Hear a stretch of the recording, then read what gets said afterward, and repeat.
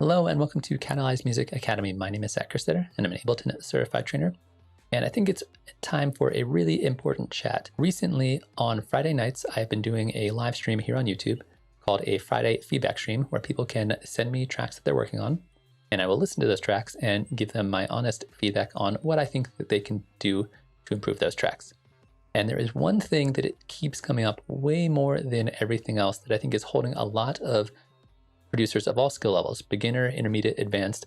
There's one thing that stands out to me that people really need to spend some more time on, and it's not mixing, it's not mastering, and it's not sound design.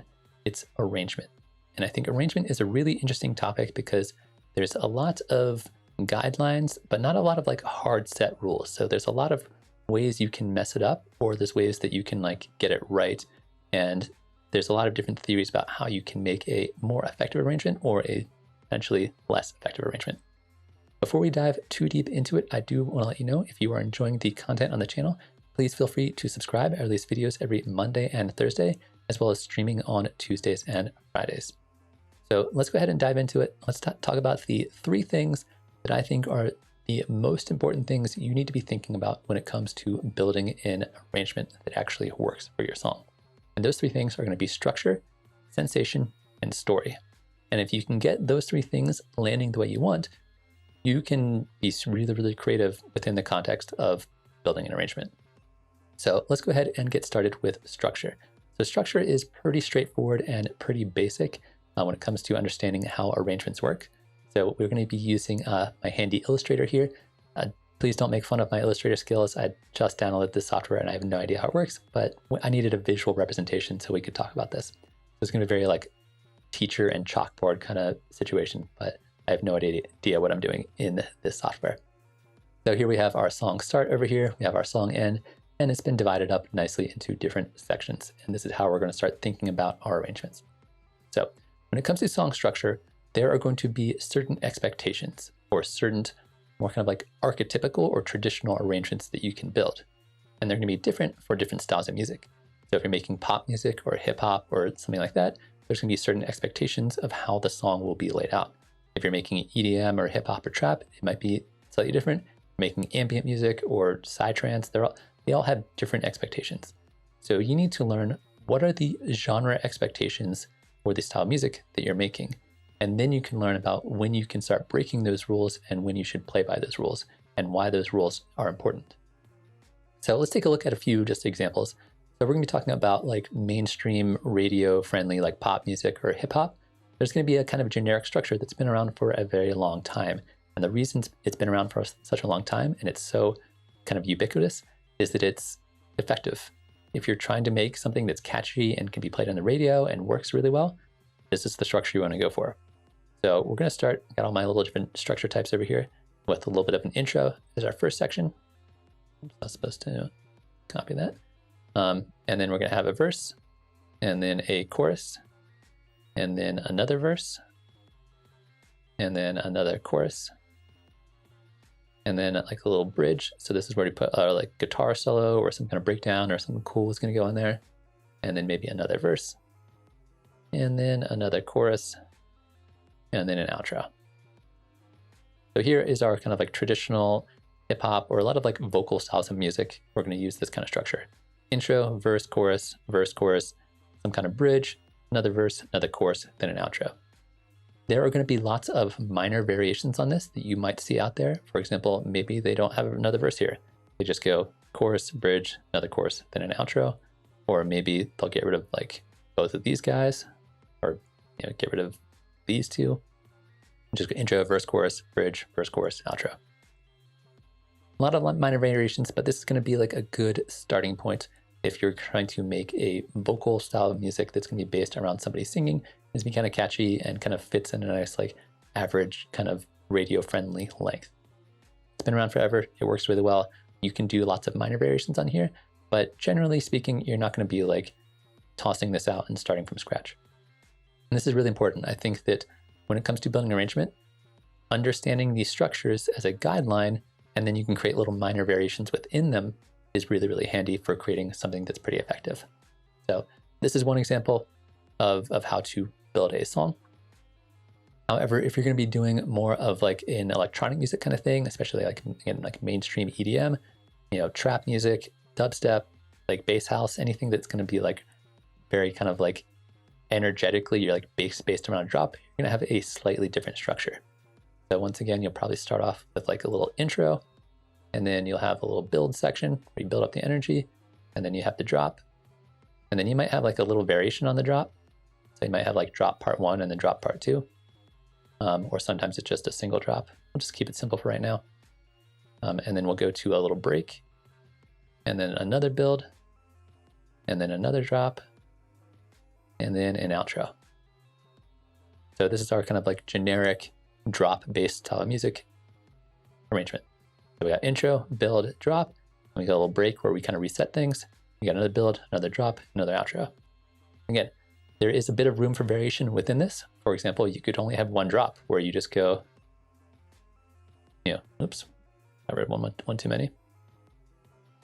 You just go intro, build, drop, and then just go to an outro. That could work.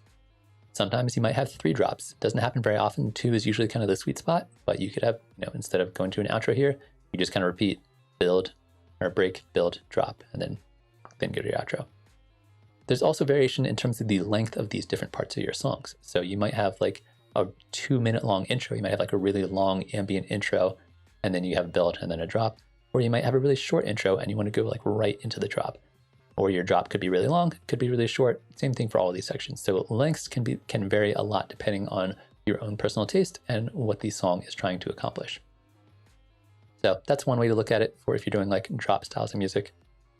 Another way to look at song structures is instead of using verses and choruses and builds and drops, you can use a letter/number system, which I think is really helpful because that way, when I'm writing music, I don't feel tied into like, okay, the drop has to be this certain thing and the break has to be this certain thing.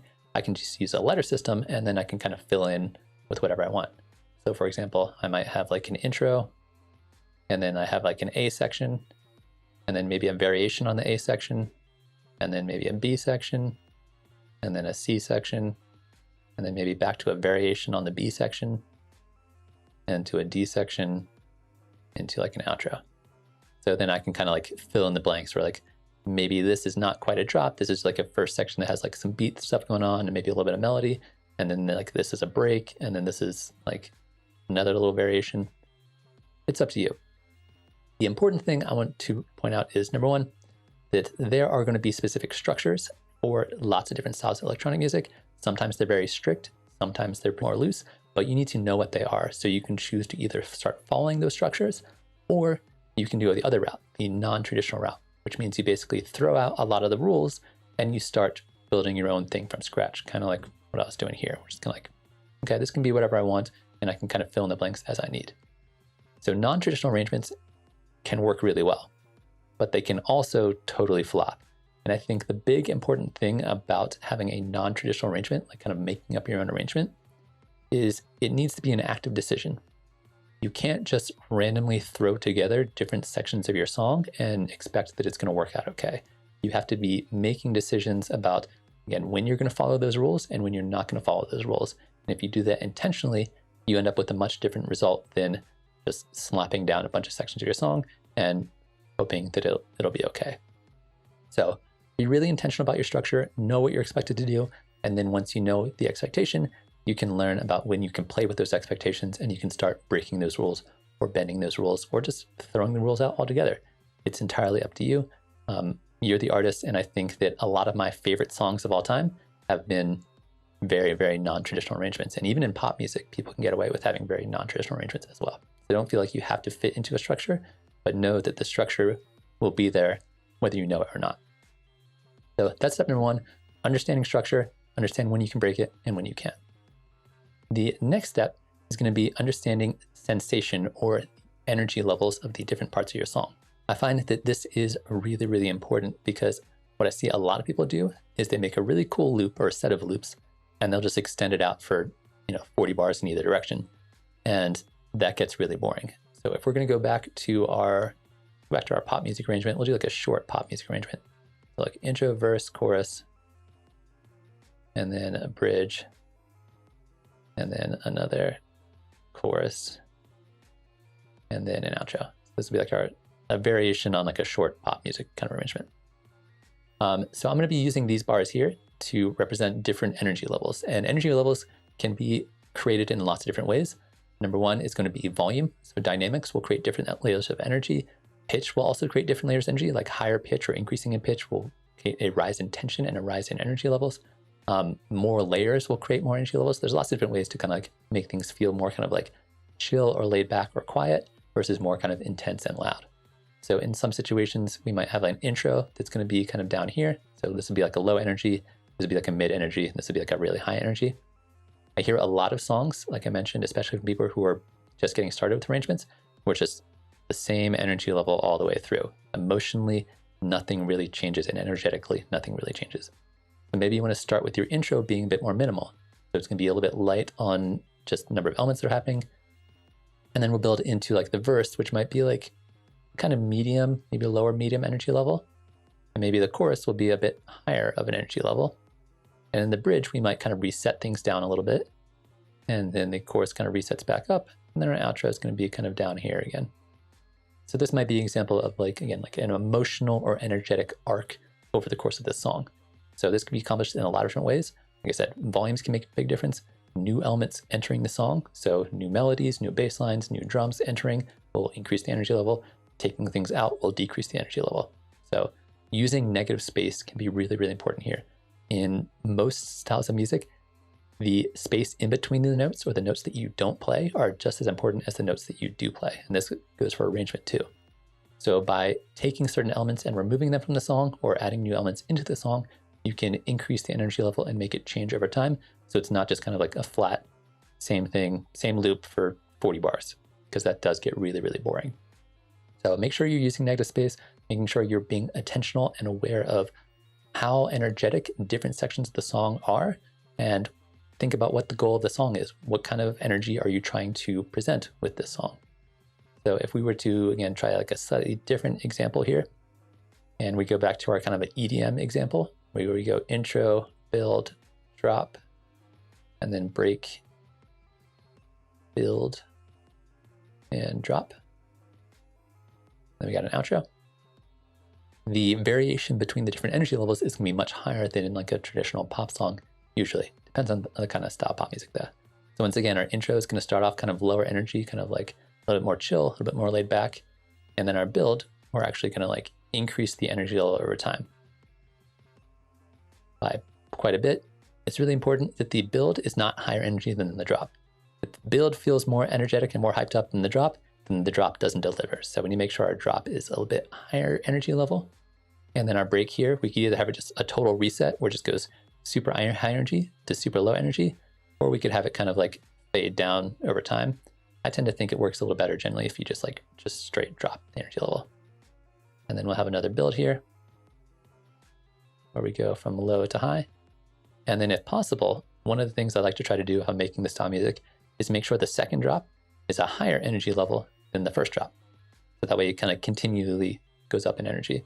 And that helps make the whole thing feel like the arrangement works a little better. And the outro is going to be kind of a reset here. So here it's a bit more of like an energetic roller coaster where we're going really low energy to really high and then back down and down. So be thinking about what you want the emotional and energetic response to the song to be, and then make sure that the song and the arrangement actually delivers on that. Can be really, really important. And it's just not the same loops over and over again. We get new sounds coming in and new sounds or sounds going away. The third and final element that I want to be thinking about when it comes to making decisions about your arrangement is going to be storytelling or narrative. And this I think is really, really important, especially in instrumental music. When you're making music with lyrics and vocals in it, the vocals can carry a lot of the storytelling, right? They're going to be creating and eliciting a certain emotional response from your song. If you're making purely instrumental music, it's a little bit more difficult, but if you can pull it off, it can be really, really effective. So one of the things I like to do is to think about my song like it's a story or it's like a book. And each section of the song is like a different chapter to the story. And each chapter has a specific goal. So there's a certain kind of response that I'm looking for each section. So I want each section to be unique, but I also want the whole song to fit together as one story. So each section has to be unique, but also cohesive, which can be a little bit tricky, but I want to talk about a few techniques for kind of understanding this and making this happen. So if we're taking this example here of our build and drop arrangement, so we have to think about like, what is the goal of the intro? What are we trying to do here? And I think depending on how you think about it, you can have a lot of answers to this. But generally to me, the goal of the intro is to kind of set the tone for the rest of the song. It's supposed to entice the listener into wanting to hear more about it. So it's supposed to be like previewing a little bit of what's going to come later without giving it away. Sometimes I like to think about the intro like it's like the pilot of a TV show, where you're trying to kind of like set the groundwork and let people know that like this is the story, this is the environment we're in, but also there's more and you want to come back and find out more about it. So the intro is trying to entice the listener, but also kind of like set the tone of the song. I also sometimes like to think about the different sounds in my song like different characters. So the melody is one character and the bass is another character. And so we're like introducing different characters at different times to kind of build this narrative throughout the track. And then the goal of the build is to not only increase the energy level, that's like the main goal of the build, but it's also to create a certain level of expectation, right? So we're trying to let the audience know that something big and important is about to happen. And they don't know what that thing is yet, but they know it's coming, right? So the build here, think about it as like not just energy, but also like expectation and anticipation is a really important part about that. And then the goal of the drop is to deliver on that expectation. And this is partially why the drop should be louder than the build, or more energetic than the build. Because if the drop is down here, you're creating an expectation of a certain thing happening, and then you don't deliver on that expectation, and that can be really disappointing, and just that's why some drops just don't work.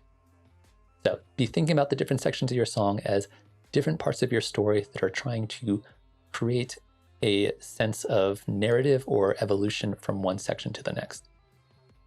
George Lucas once said that a special effect without a story is a really boring thing, and this was before he made the prequels. But I think it's really true for a lot of like really heavy sound design styles of music. They can have amazing sound design, but if it doesn't flow together, and if those sounds don't serve a particular purpose in the narrative of the song, it can be a little weak and can be not quite as memorable as somebody who can accomplish the same thing, but also have some kind of narrative or story involved. So in terms of like ways that you can get different sections of your song to be unique yet cohesive, number one, the rule of threes can be really, really important. So the rule of threes, when you're arranging, basically means that if you want one section of your song to feel different than another section of your song, this is especially important if you have variations on a section. So if I have like drop number one here, or drop part one, and this is like drop part two, they're both doing something like this. Oops. So I have like two kind of variations of the drop right in a row together. We want them to sound a little different and want them to feel different, right? So the rule of threes basically means that if you want two sections to feel different, have three things change simultaneously.